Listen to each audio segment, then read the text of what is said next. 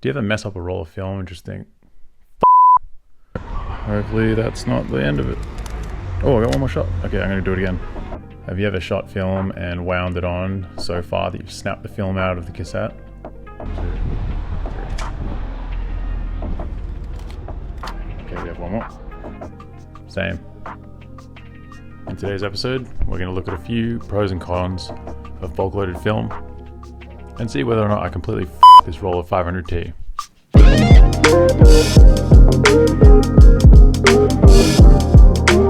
When I was in Portugal, I wanted to go on a mission to photograph using Cinestill 800T, which is Kodak motion picture film rolled into 35mm canisters.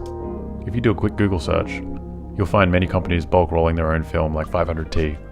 This one snapped out of the canister into the take-up spool end of the camera and was stuck. Okay, if that doesn't mean much to you, let me explain.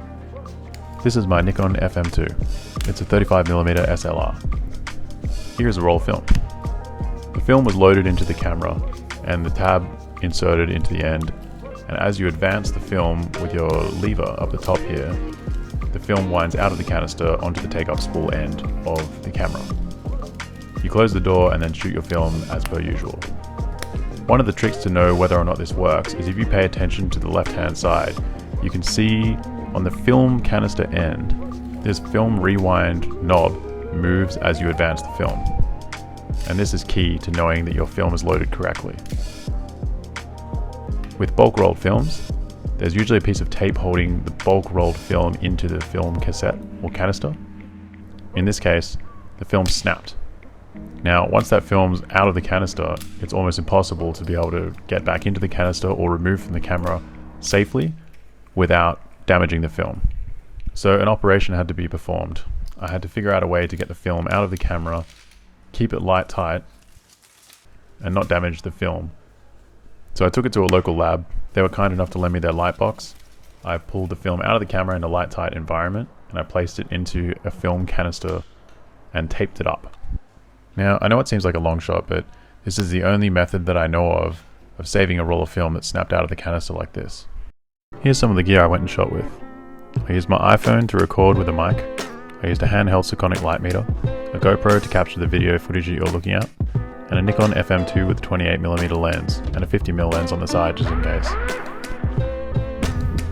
And with all that being said, maybe it's time we take a look at a few images.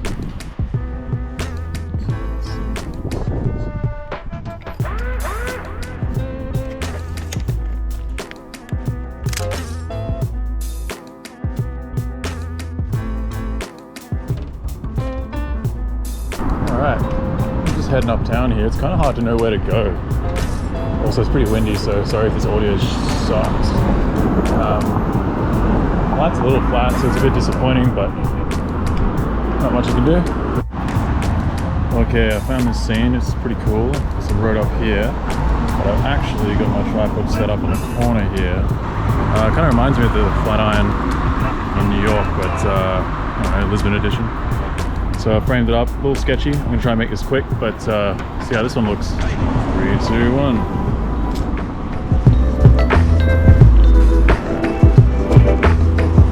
Probably should have waited till there's no cars, but whatever. Here's another one. The light just disappeared, but I think I'm going to shoot it anyway. It's, I've got this little FM2 loaded up, ready to roll. There's a nice little reflection on this car windshield and the light spilling through. It was a little orange a second ago, but it kind of isn't now, so I think it's going to be a portrait shot. Yep. Half second at f8. That's, I don't know if you can see that, but that's where we're at. And so we're at f8 already, and we're at 125th, so drop it down to 60th, same 45. I'm going to give it a 30th, give it a bit more light. 3, 2, 1. Alright. Sounds good. Next shot. Alright. I just saw a cool shot here. I think I'm just going to fire this one off real quick without putting up the tripod. So I'm just going to try and guess the exposure. Maybe 5.6 at 125th. Yeah, it's looking good. Oh yeah. Cool. Alright. Two shots I want to get here. One is this bad boy, just a little lick of light hitting that up there. It looks awesome. The other one I might try and get is looking directly up. See how this looks. I think I'm gonna have to try and readjust this real quick and see what it's looking like. Okay, I think this might be pretty good. Alright. Get down on the knee here. Nab this before the light goes because it's going pretty quickly. Like 5.6 at 45th. Okay. Okay, here we go.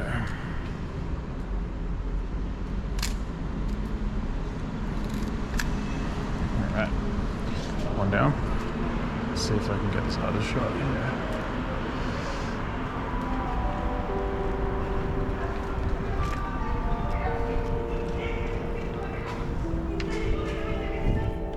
This one's going to take a little bit of reframing. Yeah, like I said, I'm going to try and get that. I might just turn the GoPro off for this one because it's going to be a little bit of a pain in the butt.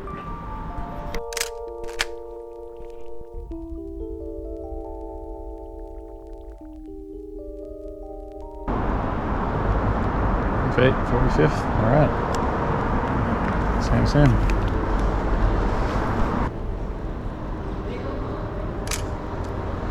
I love that sound. Here's another example of where unwanted light affects the film in ways that are unpredictable.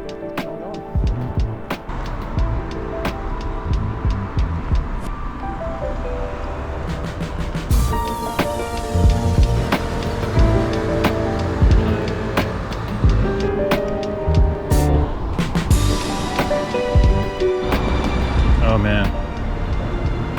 This guy's pretty cool. The only problem is he disappears really badly into the greenery. Let's see if I can get him from another angle. Show you what's up. Yeah, so it's actually not a bad shot. I just don't know if it's going to come out. I think I might skip this one. But it looks cool.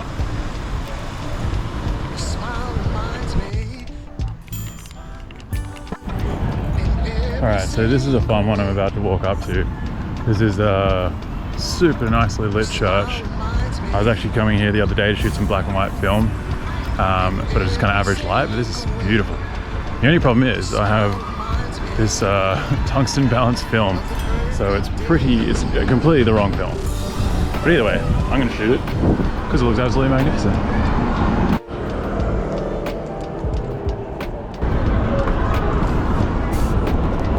Okay, so I'm on a 28mm lens. It's still not quite wide enough, but I'm pretty happy with this. Yeah, that's so sick. Okay, and then the exposure is 6.7,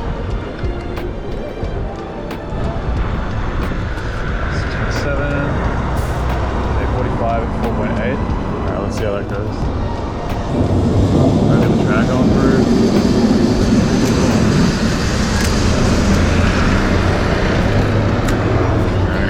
Back up.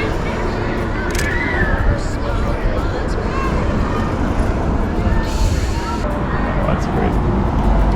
I also got a shot over here, which is really nice. I don't know if the colors will come out. Tungsten balanced film, but here we are.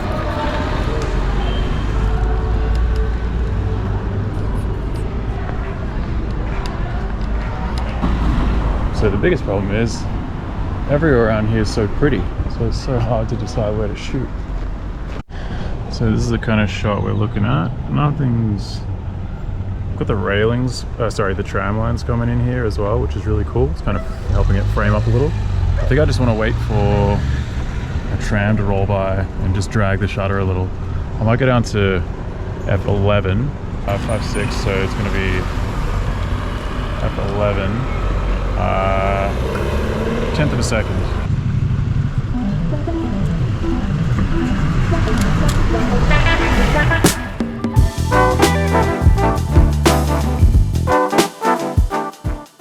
Okay, now it's time, I think, to look for some neon signs. Neon signs is where this tungsten balanced film shines, so keep an eye out, I guess. Now, if you've been paying attention, you might have noticed that I haven't switched from the 28mm to the 50mm yet. I often reach for my 35mm lens, but today I felt like taking the 28 out. It's a razor sharp lens, a lot of character, and a really great balance between vintage and also sharpness. Lisbon being a really vibrant city, I thought it might give a little bit more context to the subjects I was shooting. Yeah, okay. Really hard to see, but it looks like there's like an old Rolleiflex, an old Yashica mat up there. There's this sick old Kodak Gold sign. The old 24-100 speed. I also came across this really cool old camera shop that looked like it had closed its doors around 1995. So if anyone knows anything about it, please leave a comment below because I'd love to hear more. Leather cases down the back, I don't know if you can see that, but I don't know, it'd be awesome to go through that. It kind of looks like one of the shops of yesterday, or yesteryear I should say. But yeah, there's tons of dust on this roller door, so it looks like it hasn't been opened in a long time. But I think it's an old chemist. There's like greeting cards down there. It's a little name on it. Yeah, no name. Sick Olympus sign there. Anyway, thought that was kind of cool. Worth checking out.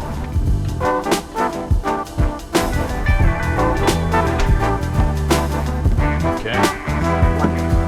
One and also chips.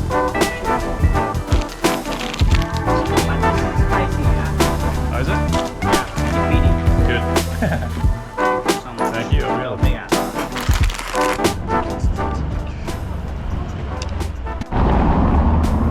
Yeah, this spot's pretty sweet. It's kind of cool little recessed area, and there's a little neon sign there, or not neon, sorry, LED sign.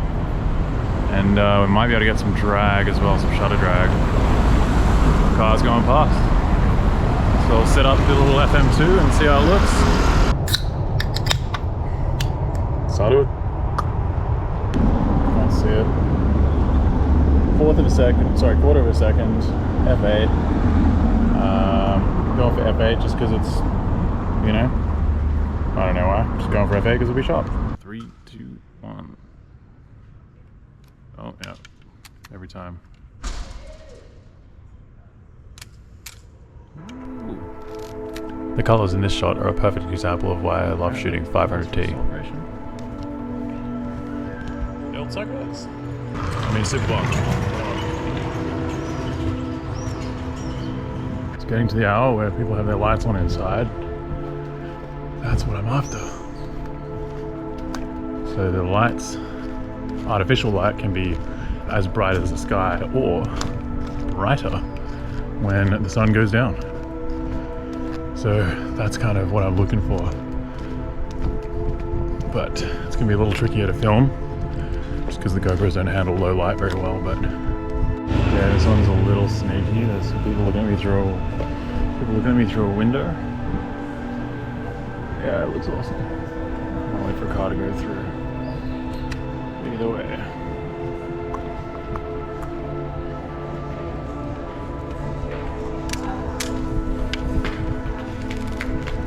I really love this photograph. It's a really good example of the way inside and outside light at this hour can really complement each other. It's also a great way to showcase how the cinema film 500T looks. It's colors like these in this shot that really keep me coming back to shooting film. The tones and the saturation sitting somewhere between a dream and a memory.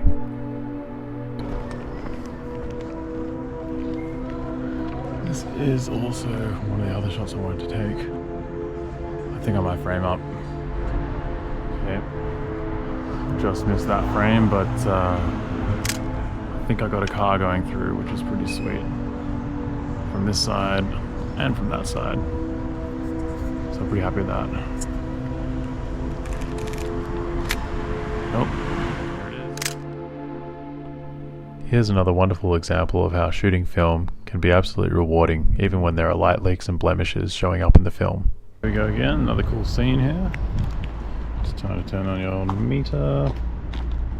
See what it's saying. 1 second at 5.6. F8. So let's open to 5.6. We're on bulb. 1 second. I'm probably gonna give it at 1.5 seconds.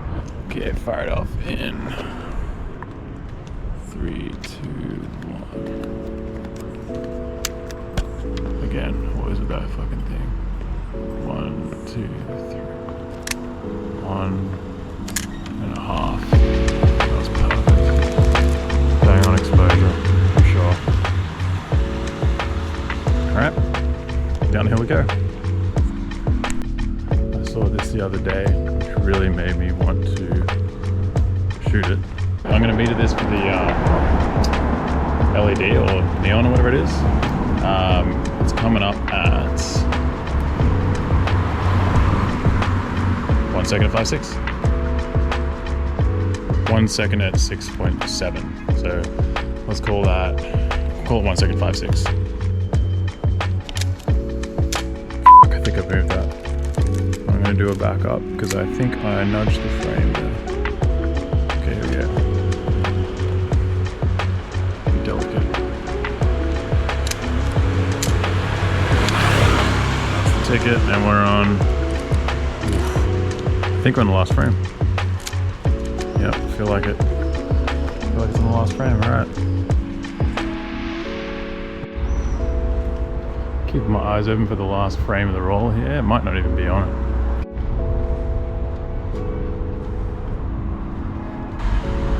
I was kind of hoping to find a Vespa.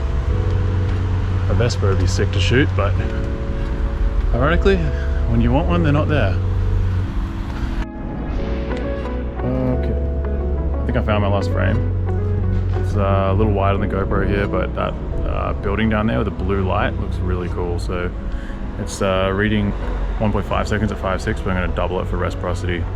And then hopefully get a car driving through as well. So we'll see how that looks. I think it might be in luck. It's a pretty busy street, but we'll see. I'm going to pop it off. I'm going to turn this GoPro off and then pop it off. Or so he thought. This is where I didn't realize that I actually broken the film out the previous shot and I was shooting on absolutely nothing. So there are no images to be seen here. I think it's important to know that film is a physical object. You're shooting on a silver gelatin emulsion, and so you're dealing with chemical reactions and light. So I guess the question is, was this an absolute waste of time? Or was it something that I genuinely enjoyed? I think the answer is I'm actually pretty happy with these images. While a lot of these frames have some blemishes and marks on them showing that the film has been damaged in some way, I really think it adds a certain look to the images, and I really enjoy it. The images are awesome and I'm really happy with the result, but this is an indicator of what can happen when you bulk load film or you purchase film that's been bulk loaded. Does that mean I'm going to switch to buying only professionally rolled boxed film? Again, probably not. All in all, while this isn't exactly for everyone, it's given me a new appreciation of the wonders of shooting film, the images I managed to make on this warm evening in Lisbon. So thanks for watching, and make sure you tell your friends you love them. If you enjoyed this video and you'd like to see some similar work, why not check out another video I made on shooting street photography in Lisbon.